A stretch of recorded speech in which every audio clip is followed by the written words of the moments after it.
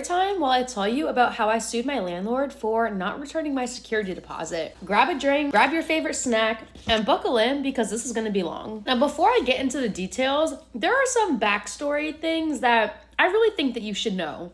First, I lived in this apartment for 6 years. I was a great tenant. I only texted my landlord when I needed to text my landlord about something. I wasn't texting over little things.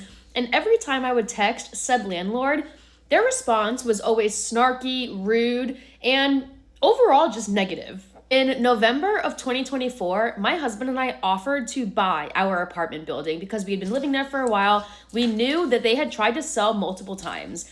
We got an inspection, we got pre-approved. The inspection came back that significant repairs were going to be needed. So when we approached our landlord to offer to buy it, we took that into consideration. We mentioned some of the repairs that were necessary, and landlord said they would talk to their significant other and get back to us. They asked me to send screenshots of the inspection report, so I sent the part that related to the specific repairs that we mentioned, and when they asked for me to send them the full report, I declined without getting paid for it because I paid for the report. A month later, December 2024, after I followed up on whether they were interested or not, they declined to sell. They said they weren't in a position to sell at the moment, they weren't interested, and then started questioning the inspection process, how the inspector got onto the property, insinuating that the inspector may have tampered with the property and that's why these significant repairs came up on the report, all of these things, which I took as insulting because the inspector was licensed and insured. I did my due diligence and I was with them the entire time they did the inspection. So to insinuate that I'm not going to protect my investments, I find honestly insulting. And I made sure that I said that, as well as that it was very convenient that they only brought these concerns up when I declined to share the full inspection report. A month after that, January 2025, landlord texted me and said that they were going to be issuing new leases and needed the names of all occupants that were going to be living there. This whole time that I've been living there, the lease was only under my name. My boyfriend, now husband, was living with me, not the entire time, but a majority of the time. And even though his name wasn't in the lease, the landlord was very, very, very well aware of his presence and his cars being there because it got brought up via text multiple times. That was sent in January, and they said they were going to be issuing new leases for March. Those new leases never got sent. Around April, we were closing on our house, and throughout this entire process, I wasn't even sure if the sale was even going to go through. There were so many negotiations, so many back and forth, so many what ifs that I was not confident that the sale was even going to go through. And my landlord was the type of person who likely would have said, you can be out by the end of the month, even if we hadn't closed, I hadn't got my keys, and I wasn't ready yet. And that was frankly just not a risk that I was willing to take. So May 1st came, I finally had my keys, we had officially closed, and I gave my notice that I would be out in about 2 weeks. My lease did not require me to give a 30-day notice. Connecticut state law does not require you to give notice outside of what is determined in your lease. Now, would giving a 30-day notice be the right thing to do? Of course. And if my landlord was a nice person and didn't treat me like trash these 6 years that I went there and always gave me a hard time for literally no reason at all, I would have given them plenty of enough notice because I would have told them as soon as our offer was accepted. But given my landlord being the type of person they are, again, that was not a chance I was willing to take. So they're lucky that I gave them notice at all. This is the text that I sent them on May 1st giving them my notice. Pause to read. This was their response. Now, the most interesting part of this is the fact that they allegedly knew that I was moving out, which is literally impossible because I did not have a single box packed. The tone of this message is consistent with all of their messages in pretty much the last 6 years. This is how they have always come off via text for whatever reason. So I respond back saying that it's not possible that they were told that information because it's simply not true. The most odd thing that I find is that they tell me that they're going to leave how to pay the rent and how much to pay the rent up to me, which is extremely, extremely odd. Even if I had moved stuff out of my apartment and it was possible for literally anybody to know, because mind you, only a handful of people even knew we were going through this process, none of whom would be talking to my landlord, they wouldn't tell you and you wouldn't know that information. So are you keeping tabs on me? That being said, this was my response. Pause to read. Instead of my landlord literally saying anything else, they doubled down on the fact that they were told and knew that I was moving stuff out, which again is not possible because I did not have a single box packed and nothing was taken out of my apartment at this point in time. Bad planning on my part, I know. Very stressful 2 weeks of having to move,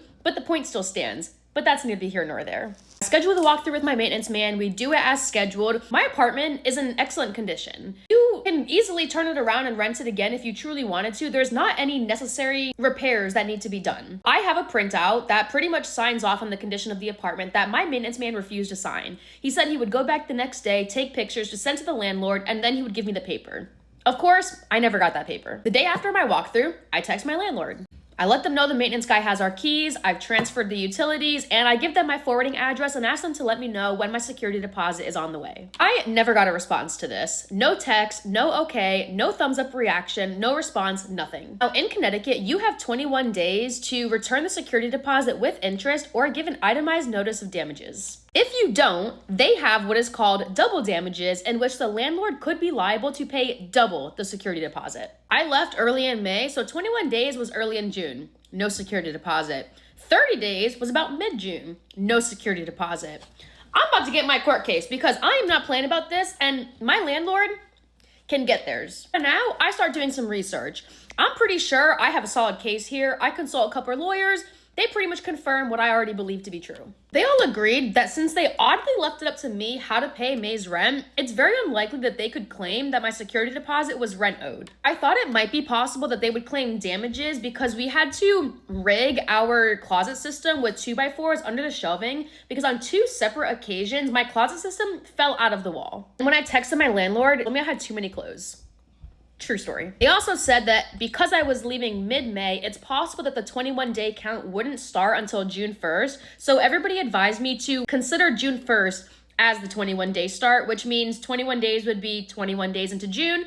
30 days would essentially be July 1st. However, even if they were going to claim rent owed or damages, they are well past the 21 days required by Connecticut state law. And if you're wondering if I texted them asking about my security deposit, the answer is no, because I'm not going to chase what's lawfully mine. And again, my landlord has us coming. It is also important to note that my official landlord who signed my lease documents is not the landlord that I always had communications with. I always talked to the significant other of the landlord who signed my documents. However, I can only sue my official landlord because they are the ones who signed the lease. So I instead decided to sue both landlord and their significant other who I always had communications with, because frankly, I don't have any issues with the official landlord because I've never talked to them. I do have issues with the significant other. I thought it was possible that once the landlord was notified that I had an intent to sue, because you have to notify them before you officially sue, that they were going to reach out to me. And when they didn't, I sued. There ended up being an error with the documents because their directions were literally wrong, so I had to amend it and resend it to the landlords. At that point, they reached out. Pause to read. LOL is my only response to this because I didn't respond. No thumbs up, no okay, no response literally at all. My resolution and only resolution is small claims court. If you don't know, you pretty much have to prove that the person you're suing is not in the military. So I had to go to the court and submit that affidavit confirming that they're not in the military. The day that I submitted that form, I came home to a letter from a lawyer's office in my mailbox. Would you believe it was a letter including a check for the $1,800 security deposit that was owed to me?